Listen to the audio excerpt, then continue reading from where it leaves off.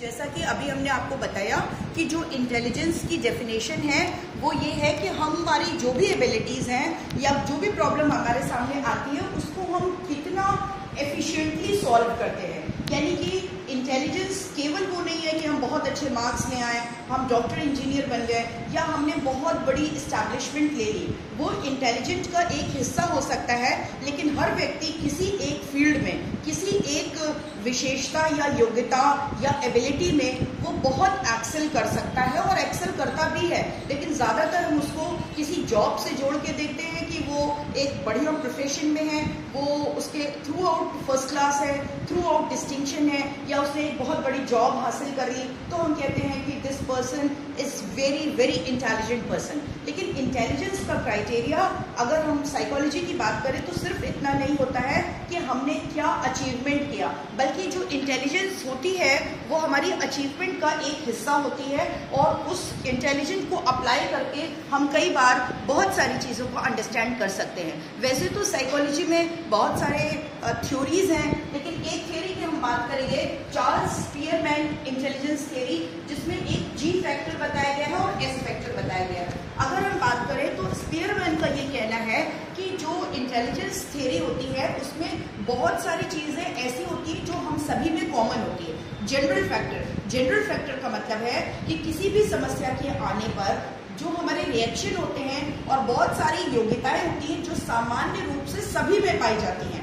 और specific factor का हुआ कि कोई ऐसी प्रॉब्लम जो कि किसी एक स्पेसिफिक एक विशिष्ट योग्यता से संबंधित है, अगर हम उसको सॉल्व कर लेते हैं या उस चीज़ में हमारी योग्यता बहुत बेहतर है, जैसे कि हो सकता है कि कोई स्टूडेंट क्वांटिटेटिव एबिलिटी में बहुत अच्छा हो, कोई स्टूडेंट लिटरेरी में बहुत अच्छा हो, कोई स्टूडेंट बहुत ज़्यादा क्रिएटिव हो, यानी हम सबकी एबिलिटीज़ अलग, किसी किसी की स्पोकन बहुत अच्छा होता है, भाषण बहुत अच्छा दे पाते हैं, किसी एक पर्टिकुलर आर्ट में, म्यूजिक में, हर चीज़ में उनकी अलग अलग इंटेलिजेंस होती है। यानी कि वो जो म्यूजिक के नोट्स हैं उसको अंडरस्टैंड करने में बहुत ही काबिल होते हैं, किसी किसी की खेल में बहुत इंटेलिजेंस होती है। तो हम ये नहीं कह सकते हैं कि इंटेलिजेंट वही है जो किसी एक विशिष्ट योग्यता में सबसे आगे है, वो किसी एक विशिष्ट योग्यता में तो आगे हो सकता है, पर स्पीयरमैन का मानना है कि हमारे सब लोगों के बीच में, सब लोगों के अंदर जो एक जनरल इंटेलिजेंस है वो पाया ही जाता है। किसी भी समस्या के आने पर हम एक सामान्य तरीके से उसको सॉल्व करने के लिए जो प्रतिक्रिया करते हैं और ज़्यादातर जो सभी में कॉमन रूप से पाई जाती है। विशेष बात है कि वो कॉमनली अवेलेबल होती है। उन चीज़ों को हम जी फैक्टर के नाम से जानते हैं। और बहुत सारे ऐसी चीज़ें होती हैं जो किसी व्यक्ति से विशिष्टता के साथ जुड़ी हुई थी, यानी कि वो विशिष्ट योग्यताओं से जुड़ी होती। हो सकता है किसी बच्चे की वोकैबुलरी बहुत अच्छी हो, तो ठीक है, हम मान सकते हैं कि वोकैबुलरी में उसका जो शब्द भंडार है वो बहुत ही रिच है और उसमें वो ऑटोमेटिकली बड़ी सहजता से वो नए से नए शब्दों को सीख सकता है। यानी कि जिस व्यक्ति की, जिस बच्चे की जो योग्यता है वो जिस भी तरफ से, जिस एप्टीट्यूड से कनेक्टेड है, वो उस पर्टिकुलर एप्टीट्यूड में बहुत ज़्यादा सीख सकता है और बहुत आसानी, बहुत सहजता के साथ सीख सकता है। तो स्पेसिफिक फैक्टर हर व्यक्ति का अलग अलग हो सकता है, लेकिन जो जनरल फैक्टर है वो सभी में कॉमनली पाया जाता है। तो इस तरीके से हम चीज़ों को, इसकी थ्योरी को समझ सकते हैं। जैसे इन्होंने कहा है कि स्पेशियल से यहाँ पर मतलब है स्थान संबंधी। वर्बल मतलब जो आपकी वोकैबुलरी है, जो आप बोल रहे हो। मैकेनिकल बहुत सारी चीज़ें होती हैं जो मशीन के थ्रू आप उसको ठीक करते हो, मशीन के थ्रू उसको आप बहुत सारी चीज़ों को बनाते हो, क्रिएट करते हो। तो mechanical abilities and the numerical हम कहते हैं कि उसकी मैथ्स बहुत अच्छी है। तो इसका ये मतलब नहीं कि जिन लोगों की मैथ्स अच्छी है वही इंटेलिजेंट है, बाकी लोग नहीं है, ऐसा नहीं है। कई लोग किसी दिशा में बहुत ही एक्सेल कर रहे होते हैं, चाहे वो मैकेनिकल हो, वर्बल हो, स्पेशियल हो या फिर न्यूमेरिकल हो। और ये जो बीच का हिस्सा इन्होंने दिखाया है, जिसको इन्होंने जी कहा है, ये जनरल एबिलिटी है। वो एबिलिटीज जो सभी में थोड़ी थोड़ी कॉमनली पाई जाती हैं, इसीलिए इसको जनरल एबिलिटी और स्पेसिफिक एबिलिटी के नाम से जाना गया है। और यही बात कही गई है कि जो स्पीयरमैन थे उन्होंने कंक्लूड किया है that intelligence is a general cognitive ability finding people scoring consistently on different mental test, यानी अगर उनके साथ बहुत सारे मेंटल टेस्ट किए जाते हैं तो उनकी एबिलिटी अलग अलग रूप में निकल के आएगी, लेकिन कुछ एक ऐसी कॉमन एबिलिटी होगी जो सभी में पाई जाएगी। तो ये चीज क्लियर हो गई। अभी हम बात करेंगे Louis Thurstone's intelligence. Instead of following Spearman's theory of one and single intelligence, Thurstone believe, इन्होंने कहा we had seven different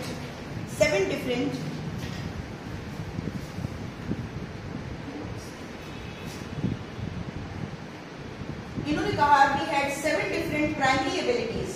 Number 1 is verbal comprehension, reasoning, perceptual speed, numerical ability, word fluency, associative memory and spatial ability oblique visualization. किसी का visualisation बहुत अच्छा होता है, वो जब कोई चीज देखते हैं तो बहुत बेहतर तरीके से उसकी ऑब्जर्वेशन करते हैं और उसकी ऑब्जर्वेशन पावर बहुत अच्छी होती है। किसी की स्पेशियल एबिलिटी, स्थान संबंधी, कई लोग कहते हैं कि अगर मैं इस रास्ते को एक बार देख लूं तो मुझे जीवन भर के लिए वो रास्ता याद हो जाता है। उनको स्थान संबंधी जो विशेषताएं होती है उन चीज़ों को बहुत बेहतर तरीके से वो मेमोराइज भी कर सकते हैं, उनकी अंडरस्टैंडिंग उन चीज़ों को लेकर के बहुत अच्छी होती है। एसोसिएटिव मेमोरी की अगर बात करें तो एक घटना और दूसरी घटना, एक कंटेंट और दूसरे कंटेंट के साथ जब हम एसोसिएट कर पाते हैं तो that is a associative memory. Some people have very good associative memory. Numerical ability, जैसा कि अभी मैंने आपको बताया कि किसी को नंबर्स बहुत अच्छी तरीके से समझ में आते हैं। जब भी नंबर्स की बात उनके सामने होती है तो वो बहुत अच्छी तरीके से उन नंबर्स के थ्रू अपने को कनेक्ट कर पाते हैं। तो ये 7 पैरामीटर्स हैं जो कि थर्स्टन ने बताए हैं। वर्बल कॉम्प्रीहेंशन, यानी जब हम बोलते हैं, किसी भी चीज को एक्सप्लेन करते हैं तो उस व्यक्ति के पास शब्द भी बहुत ही पर्याप्त रूप से है, उसकी वर्बल कम्युनिकेशन बहुत स्पष्ट है, वो बहुत स्पष्टता के साथ अपनी अभिव्यक्ति कर सकता है, वो जो कुछ बताना चाहता है वो बेहतर शब्दों के साथ बता सकता है क्लियरली। इस चीज को कहा गया है कि वर्बल कॉम्प्रीहेंशन किसी की बहुत अच्छी है।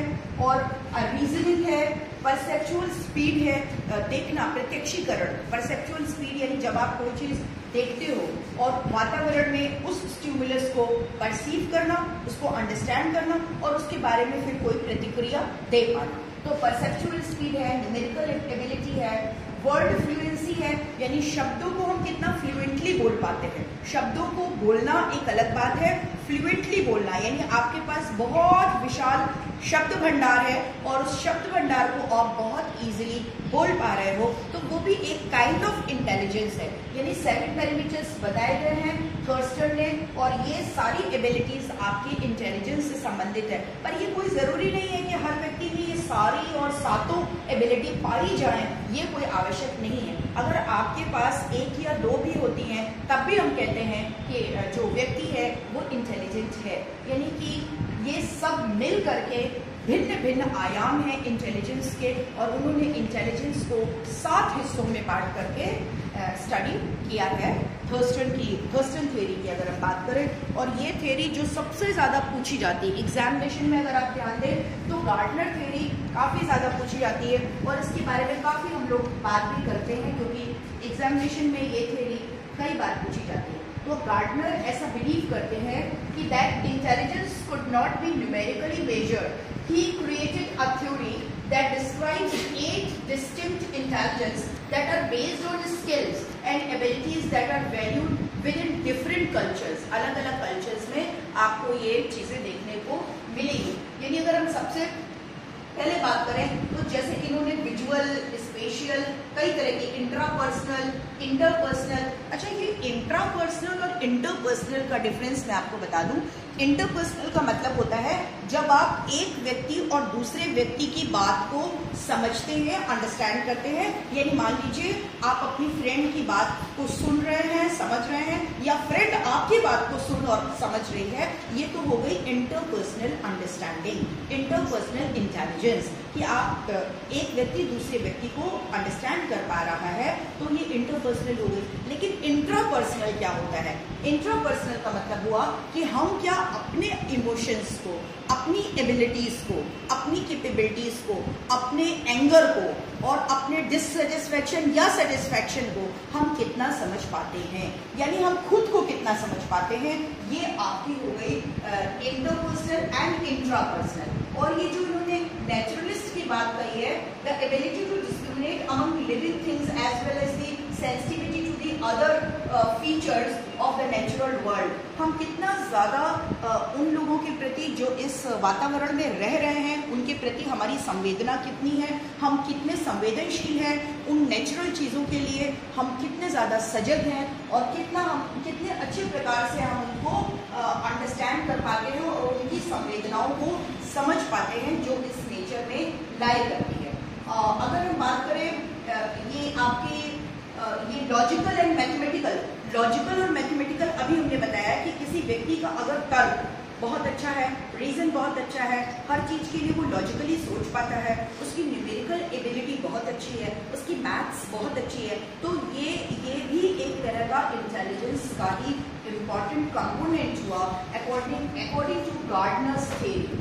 Visual and spatial ability to present the spatial world, तो इंटरनली इन योर माइंड, ये जो भी स्पेस होता है स्थान संबंधी चीज़ों को आप कितना अच्छी तरीके से अंडरस्टैंड कर पाते हो, एक्सप्लेन कर पाते हो और उसको आप याद भी रख सकते हो, ये स्पेशियल एबिलिटी के अंदर आता है। म्यूजिक और रिदमिक, ये जो म्यूजिक के रिदम को समझना, म्यूजिक को अंडरस्टैंड करना, capacity to think in music to be able to bear the pattern, उसका जो एक पैटर्न होता है, रिदमिक पैटर्न होता है, उस पैटर्न को अंडरस्टैंड करना। तो कई बार आपने ज़रूर सोचा होगा कि किसी को म्यूजिक बहुत तेजी से रिसीव होता है, समझ में आता है और वो इस रिदम को कैच कर लेता है। और कई बार ऐसा होता है कि बहुत से लोग होते हैं उनके सामने म्यूजिक पेश किया जाता है लेकिन उसको ट्यून को, उन म्यूजिक नोट्स को वो अंडरस्टैंड नहीं कर पाते, कैच नहीं कर पाते और उसी लाइन को वो बार बार गाते हैं पर वो उस लय धुन में, ताल में, उस सुर लय में नहीं गा पाते हैं क्योंकि उनकी अंडरस्टैंडिंग उनके लिए बहुत वीक होती है। तो किसी का ये पार्ट बहुत अच्छा हो सकता है, किसी का ये पार्ट उतना अच्छा नहीं भी हो सकता है। अगर हम बॉडीली और काइनेस्थेटिक की बात करें तो ये जो हमारे जिम्नास्ट होते हैं ना, जिम्नास्ट जो होते हैं उनकी काइनेस्थेटिक यानी बॉडीली जो अपने को फ्लेक्सिबिलिटी होती है, बॉडी में जो फ्लेक्सिबिलिटी होती है और वो इस एंगल में कितनी देर खड़े हो सकते हैं। योगा टीचर्स होते हैं उनसे सूर्य नमस्कार करा लीजिए, कितनी बार भी करा लीजिए। कई जिम्नास्ट होते हैं जो एक पतली सी डोरी पे घंटों चल सकते हैं, वॉक कर सकते हैं, अपनी बॉडी को बैलेंस रख सकते हैं, यानी कि उनका जो काइनेस्थेटिक सेंस है वो बहुत ही, जो बॉडीली सेंस है, जो फ्लेक्सिबिलिटी है, जो काइनेस्थेटिक सेंस है वो बहुत ही एडवांस है, बहुत ही उच्चीकृत है, बहुत ज़्यादा अच्छा है। दैट इज़ वाई वो जिम्नास्ट है ना, आप देखिए ना कैसे रोल करते रहते हैं, कैसे कितनी देर तक किसी एक पतली सी जगह पर खड़े होते हैं, कितनी बार वो बॉडी को रोल करके दिखाते हैं। तो ये जो उनकी फ्लेक्सिबिलिटी है और जो उनका काइनेस्थेटिक सेंस है वो भी एक तरह की इंटेलिजेंस को बताता है गार्डनर के अनुसार। तो इस तरह से आप ज़्यादातर देखते हैं कि किस तरीके से हमारी जो ये जो आपकी मल्टीपल इंटेलिजेंस है वो चीज़ें एड्रेस हो रही हैं यहाँ पर। और जब हम बात करते हैं एक्सटेंशनिस्ट की तो इसमें भी ये बताया गया है कि जो आप थिंकिंग एबिलिटी जो होती है about the life, about the death, तो ये ज़्यादातर उस तरह के स्पिरिचुअल जो लोग होते हैं कि लाइफ क्या होगी, डेथ के बाद क्या होगा, लाइफ किस तरह से चलेगी, तो वो जो इस प्रकार की बातें करते हैं। एग्जिस्टेंशियल, हमारा अस्तित्व क्या है, हम क्यों आए हैं, हमारा इस लाइफ में क्या होगा, हमारे जीवन का अर्थ क्या है, डेथ के बाद क्या होगा, ये सारी चीज़ें जो अपने एग्जिस्टेंशियल को लेकर के बहुत ज़्यादा सोचते हैं, स्पिरिचुअल कंटेंट उनमें बहुत ज़्यादा होता है, अध्यात्म से वो अपने को कनेक्ट कर पाते हैं। तो ये सारी चीज़ें हैं जो कि आप देख सकते हैं कि एग्जिस्टेंशियलिस्ट हो गया, अपने एग्जिस्टेंस और existential approach, verbal and linguistic, आपका logic of the mathematical sense, visual and spatial, musical and rhythmic, bodies kinesthetic, naturalistic and intrapersonal और इंटरपर्सनल। तो आप ये सारे देख रहे हैं 1 2 3 4 5 6 7 8, यानी कि ये जो 8 कंटेंट है, 8 डायमेंशंस है, 8 फैक्टर हैं, तो इसी को मल्टीपल इंटेलिजेंस कहा गया।